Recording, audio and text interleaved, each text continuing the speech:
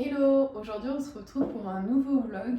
Mais la particularité c'est que ça va pas être un weekly vlog, on va faire un daily vlog. C'est vrai que entre mes études et mon travail, les weekly vlogs commençaient à devenir un peu décousus. Je n'avais pas le temps en fait de tout simplement vlogger. Et là on est mardi, alors le mardi généralement c'est la journée où je n'ai rien. Je ne travaille pas et je n'ai pas études, donc je suis censée réviser quoi. Donc on va passer la journée ensemble. Je commence la journée par un petit matcha et je vais aller dans un coffee shop. Ouais, ça fait bien 2 ans que je ne suis plus allée dans un coffee shop pour réviser. Je me suis dit que ce serait sympa d'y retourner.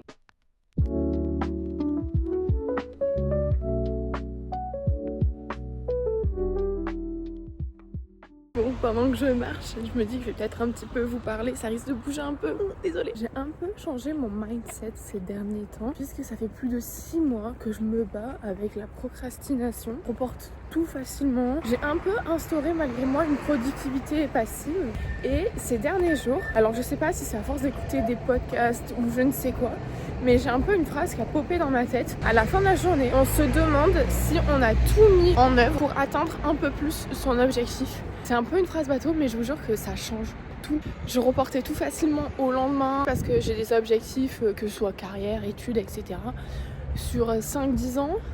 Et c'est vrai qu'on a la facilité de reporter à plus tard en se disant bon ben voilà, vu que c'est pas dans l'immédiat, si on fait rien aujourd'hui, c'est pas grave, ça va pas être déterminant. Au final, si, parce qu'on pourrait accélérer le truc, on pourrait rendre le projet beaucoup plus solide quand il aboutira, etc. Et ça fait quelques jours que je me dis cette phrase, mais même à longueur de journée, quand j'ai un peu la flemme, je me dis mais en fait, reporte pas.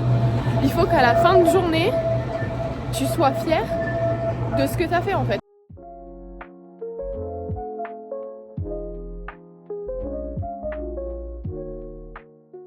Bon, je reviens du coffee shop, je suis en train de me faire à manger. Concernant le retour du coffee shop, alors c'était bien, mais je n'y retournerai pas, je pense. Et j'apprécie beaucoup de choses. Déjà, l'ambiance, ils avaient mis un fond de musique lofi. Ils avaient mis des lumières, vous savez, c'était pas des lumières blanches, c'était plutôt des lumières jaunes.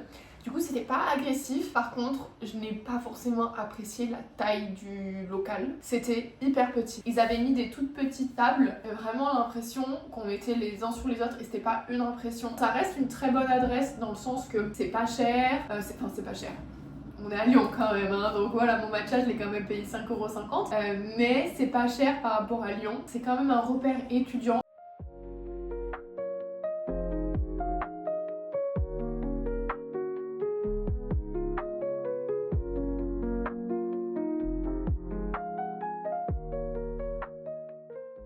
Je vais revenir sur ce que j'ai parlé un petit peu ce matin, sur la flemme, sur la procrastination, sur la productivité passive. Ces 6 derniers mois à peu près, j'ai instauré malgré moi une procrastination. Et par exemple, pour échapper à cette charge mentale que j'avais, je passais ma soirée devant la télé. Du coup, j'ai instauré un petit truc pour éviter ce genre de choses dans le futur. Ça fait quelques jours que je l'ai mis en place et franchement, je me sens tellement mieux. Enfin, je sais pas comment dire, je me sens active. Et en fait, j'ai instauré que je regardais la télé uniquement pendant le temps du repas. Le soir, ce que j'aime bien faire, c'est lire un livre. J'avais tellement de charge mentale que, en fait, au lieu de l'affronter, je faisais l'autruche devant la série. Vraiment, voilà. J'ai fini de réviser et en temps normal, j'aurais facilement allumé ma télé, mais là, je vais continuer mon livre de développement personnel. Il est génial, franchement je l'adore, je vous en ai beaucoup parlé, que ce soit sur TikTok ou sur YouTube, voilà, mais je l'avais un peu mis de côté ces derniers temps parce que j'étais tellement happée par la télé, mais là c'est bon, je m'y remets. Il est 23h30, je viens de passer 1h30 à lire ce livre. C'est un livre un peu, roman, mais roman historique, vous voyez, donc avec Catherine de Médicis, Henri II, etc. et plein d'autres personnages historiques. Je trouve hyper intéressant. Voilà, de replonger dans le passé, cette histoire dans ce milieu-là. Écoutez, j'espère que ce petit vlog vous aura plu. Je vous fais de gros bisous.